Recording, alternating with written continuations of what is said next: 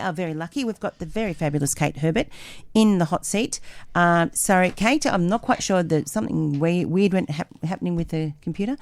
It is Radiothon, but you do have some very fabulous shows to tell us about. I do. I thought I had two, but I saw the Glass Menagerie last night, and I'm so excited that I wanted to talk about it because I don't want to postpone it for another couple of weeks. I might start there. So it's Glass Menagerie, then I'll talk about Art, the play, and then the Julius Caesar that Bell Shakespeare is doing, but because that finishes on the 10th of May. So this is Tennessee Williams' The Glass Menagerie, which the MTC is doing. I think the last time they did it was 20 years ago, which I probably saw as well. It premiered in 1945, but it's set in what is described by the narrator, one of the characters, as that quaint period or the quaint 1930s, and it's probably only 10 years after that it was written. So funny, Depression era. It is set in a cramped apartment in St. Louis, and it hovers between reality and memory, reality and recollection.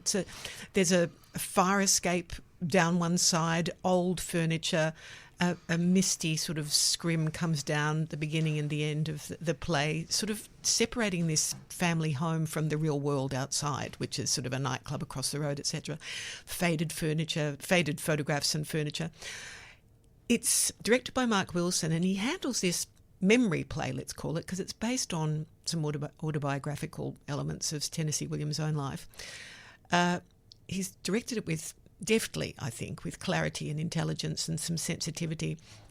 The first half is very funny because you're looking at the characters' foibles and delusions, and then it gets darker. Let's talk about who's in it. Alison White is exceptional as the mother in this story. She's such a good actress. She never fails. Yeah. I'm telling you, from the very beginning, I've never seen her put a foot wrong. This is a masterfully characterization and performance, and beautifully wrought, and the accent is impeccable. Accent voices are done by Geraldine Cook Daphne, note, friend of mine. It is electrifying to watch her play this role of Amanda Wingfield, the mother of the daughter who is cripplingly shy but also has a disability. So this is part of the reason she's completely a shut-in.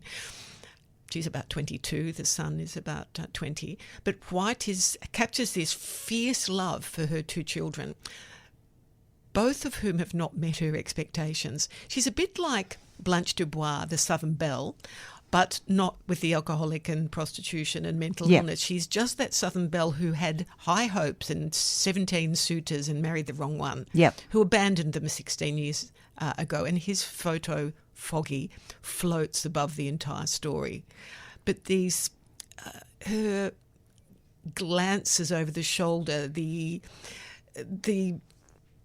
manipulative asides, the brittle insistence on gentility, all of those things are just so beautifully done and nuanced. It's subtle, it's clever, and then it's broad and bold. It's amazing to watch.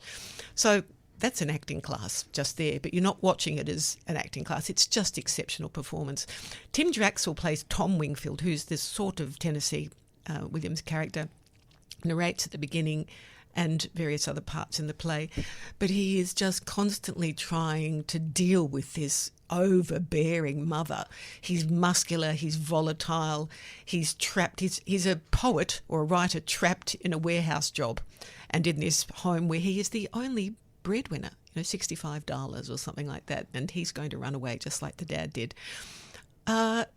The daughter, Millie Donaldson, is new to the stage. It's a stage debut. It's a difficult role, so there are some problems with that. But it becomes very clear that she is fragile as her little glass figures. Look, I just have to say, go and see this, people. I won't go into the rest of all the details I've thought about and dashed down this morning because I hadn't had time to really think about it. It's on until the 5th of June. Then it does 3 nights in Geelong, 11th to the 13th of June. So if you're in Geelong, you could see it there. So I'd love to talk about that for 10 minutes, but I won't. One of the others I want to talk about is Art. Have you heard about Art? I've heard about it, yes. Yeah. Yasmina Reza is a French playwright, and I saw its first production here, which was 25 years ago. It is barbed dissection of a male friendship. This is at the Comedy Theatre. It came from Sydney, so it's performing at the Comedy until the 17th of May.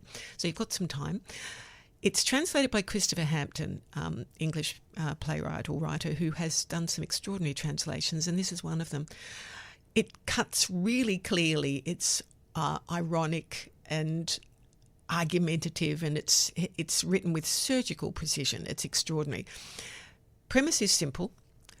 Three male friends in middle age. One buys a very expensive painting. It's white. It's white on white. There's little white lines on white.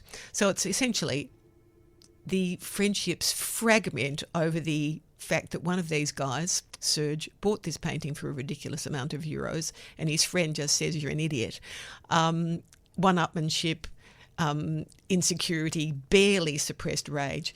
Richard Roxburgh plays Mark, the combative guy who is he's on fire the whole way through. Damon Herriman's Serge, all this cool hauteur, quiet provocation. But in between them is Toby Schmitz's Ivan, who's just a flailing buffer. He's a buffoon, really.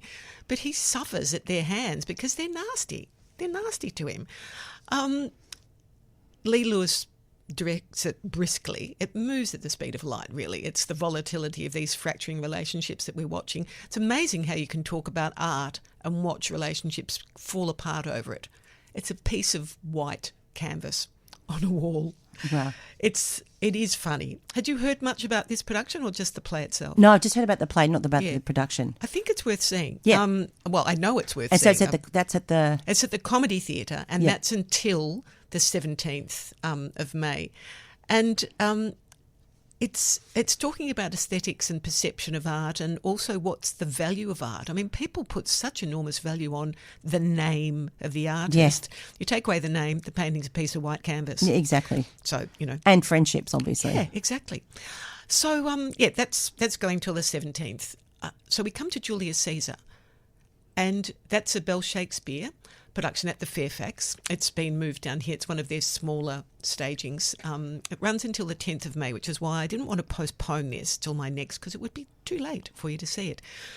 It was the first Shakespeare I ever read as a kid at 14 or something, so it stays with me. It's got a sleek exterior, this production. It's directed by Peter Evans, who is the artistic director of the company. It's a fluid modern setting. It's rather spare, the design. Sharply tailored costumes and an ominous soundscape and all sorts of... There's a Cinzano umbrella, so modern Italian sort of feel to it. But for those who do or don't know it, a bit of the history is probably, with you... it's the plot to kill Caesar, and he is murdered. He's assassinated in the middle of it. I think the style might overcome or overshadow the political, the intellectual, all sorts of issues in it. So it's not quite on point for me. Like Mark Antony's Friends, Romans, Countrymen speech loses a lot of its rhetorical value, I think, in its power. Is that because of the acting or just because of what it looks like? No, it's the performance, I think, or perhaps the direction or a combination of both. A woman is cast, Bridget Zengeni, as Brutus. We often have women playing male characters, but she's also gender changed, so Brutus is now a woman.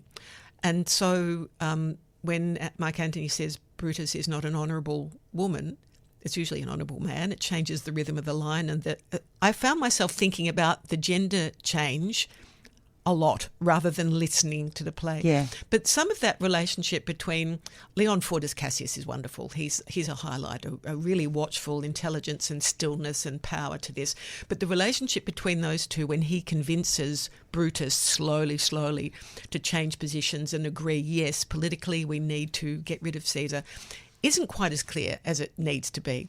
So in short, it's an interesting production, and it reaches, and it doesn't always get there. Yeah, it doesn't always hit. So you've been listening to Arts Weekly on 3MBS. Kate Herbert, of course, thank you very much for your insight into the theatre.